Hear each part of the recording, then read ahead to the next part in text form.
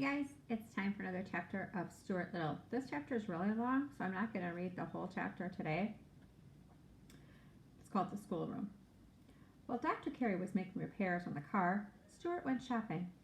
He decided that, since he was about to take a long motor trip, he should have the proper clothes. He went to a doll's shop where they had things which were the right size for him and outfitted him completely with new luggage, suits, shirts, and accessories. He charged everything and was well pleased with his purchases. That night he slept at the doctor's apartment. The next morning, Stuart started early to avoid traffic. He thought it would be a good idea to get out on the road before there were too many cars and trucks. He drove through Central Park to 110th Street, then over to the West Side Highway, then north to the Sawmill River Parkway. The car ran beautifully, and although people were inclined to stare at him, Stuart didn't mind.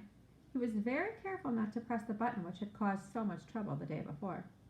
He made up his mind that he would never use that button again. Just as the sun was coming up, Stuart saw a man seated in thought by the side of the road. Stuart steered his car alongside and stopped and put his head out. "You're worried about something, aren't you?" asked Stuart. "Yes, I am," said the man, who was tall. "Can I help you in any way?" asked Stuart in a friendly voice. The man shook his head. "It's an impossible situation, I guess," he replied. "You see, I'm the superintendent of schools in this town." "Well, that's not an impossible situation," said Stuart. "It's bad, but it's not impossible." "Well," continued the man, "I've always got problems I can't solve. Today, for instance, one of my teachers is sick. Miss Gunderson is her name. She teaches number 7 school. I've got to find a substitute for her, a teacher who will take her place." "What's the matter with her?" asked Stuart. "I don't know exactly. The doctor says she might have rhinestones," replied the superintendent. "Can't you find another teacher?" asked Stuart. "No, that's the trouble. There's nobody in this town who knows anything. No spare teachers know anything. School is supposed to begin in an hour." Here they are.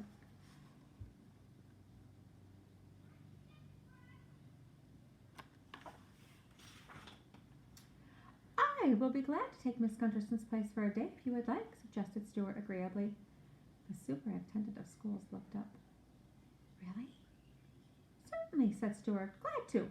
He opened the door of the little car and stepped out. Walking around to the back, he opened the luggage compartment and took out his suitcase. "If I'm going to conduct a class in a schoolroom, I'd better take off these motoring clothes and get into something more suitable," he said.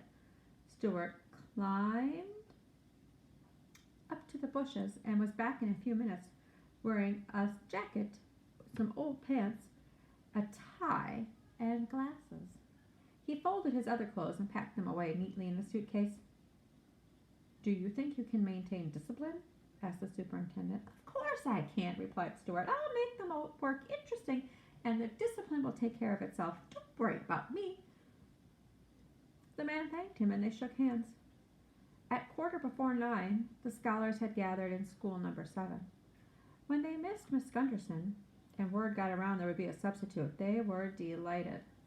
"A substitute!" somebody whispered to somebody else. "A substitute! A substitute!" The news traveled fast, and soon everyone in the schoolroom knew they were all to have a rest from Miss Gunderson for at least a day, and were going to have the wonderful experience of being taught by a strange teacher whom nobody had seen before. Stuart arrived at 9. He parked his car at the door of the school, walked boldly into the room, found a yardstick leaning against Miss Gunderson's desk, and climbed hand over hand to the top of her desk. So he used that yardstick as a ladder. There he found on top of her desk a pen, pencils, some chalk, a bell, 2 hairpins, and 3 or 4 books in a pile. Stuart scrambled up the top of the stack of books and jumped for the button on the bell. His weight was enough to make it ring, and Stuart promptly slid down, walked to the front of the desk, and said, "Let me have your attention, please." The boys and girls crowded around the desk to look at the substitute. Everyone talked at once, and they seemed to be very much pleased. The girls giggled and the boys laughed, and everyone's eyes lit up with excitement to see such a small and good-looking teacher, so appropriately dressed. "Let me have your attention, please," replied Stuart. "As you know, Miss Gunderson is sick, and I am taking her place." "What's the matter with her?" asked Roy Hart eagerly. "Vitamin trouble," replied Stuart. "She took vitamin D when she needed A, she took B when she needed C, and her system became overloaded with riboflavin, thiamine, hydrochloride, even with peroxidine." That's not right. "The need for which in human nutrition has not been established. Let it be a lesson for us all." He glared fiercely at the children, and they made no more inquiries about Miss Gunderson. "Everyone will take his or her seat now," commanded Stuart. The students filed obediently down the aisles and dropped into their seats, and in a moment there was silence in the classroom. Stuart cleared his throat, took a hold of his jacket, tried to make himself look like a professor, and he began. "Anybody absent?" The students shook their head. You guys know I do that too, don't I? Who's not here today?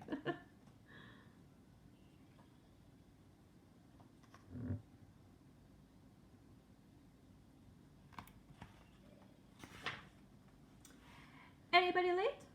They shook their heads. "Very well," said Stuart. "What's the first subject you usually take up in the morning?" "Math," shouted the children. "Oh, bother, math," snapped Stuart. "Let's skip it." There were wild shouts of excitement at this suggestion. Everyone in the class seemed perfectly willing to skip math for one morning. "What do you study next?" asked Stuart. "Spelling," cried the children. "Well," said Stuart, "a misspelled word is an abomination in the sight of everyone. I consider it a very fine thing to spell words correctly, and I strongly urge each and every one of you to buy a dictionary and consult it whenever you are in the slightest doubt of how to spell a word." "Okay, so much for spelling. What's next?" The students were just as pleased to be let out of spelling as they were about math, and they shouted for joy, and everybody looked happy at everybody else and laughed and waved, and some of the boys even smiled at the girls. Stuart had to climb onto the pile of books again and dive for the bell to get them back into order. "What's next?" he replied. "Writing," cried the scholars. And that's where we will stop today. All right, friends, I hope you had a fun crazy sock day. You saw my crazy socks. You saw me this morning do my crazy thing. Just wait for Wednesday. Then it really gets crazy.